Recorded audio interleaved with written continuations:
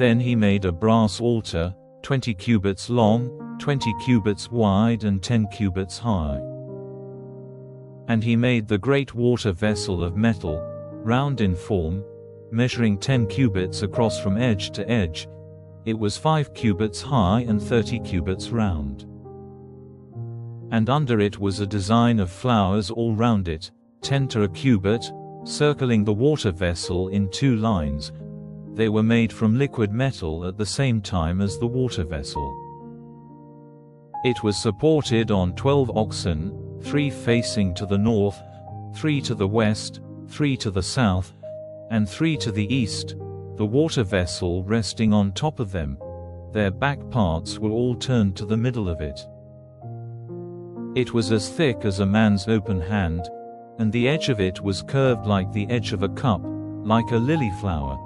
It would take 3,000 baths. And he made 10 washing vessels, putting 5 on the right side and 5 on the left. Such things as were used in making the burnt offering were washed in them. But the great water vessel was to be used by the priests for washing themselves. And he made the 10 gold supports for the lights, as directions had been given for them, and he put them in the temple, 5 on the right side and 5 on the left. He made 10 tables, and put them in the temple, 5 on the right side and 5 on the left. And he made 100 gold basins. Then he made the open space for the priests, and the great open space and its doors, plating the doors with brass. He put the great water vessel on the right side of the house to the east, facing south. And Hiram made all the pots and the spades and the basins. So he came to the end of all the work he did for King Solomon in the house of God. The 2 pillars, and the 2 crowns on the tops of the pillars, and the network covering the 2 cups of the crowns on the tops of the pillars, and the 400 apples for the network, 2 lines of apples for the network covering the 2 cups of the crowns on the pillars.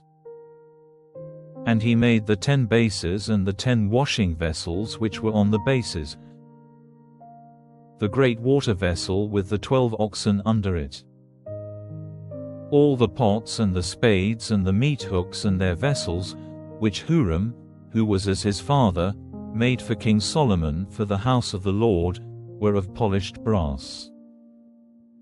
The king made them of liquid metal in the lowland of Jordan, in the soft earth between Succoth and Zeredah. So Solomon made all these vessels, a very great store of them, and the weight of the brass used was not measured.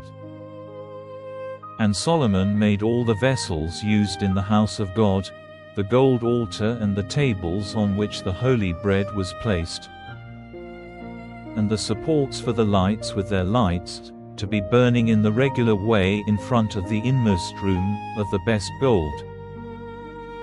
The flowers and the vessels for the lights and the instruments used for them, were all of gold. It was the best gold. The scissors and the basins and the spoons and the fire trays, of the best gold, and the inner doors of the house, opening into the most holy place, and the doors of the temple, were all of gold.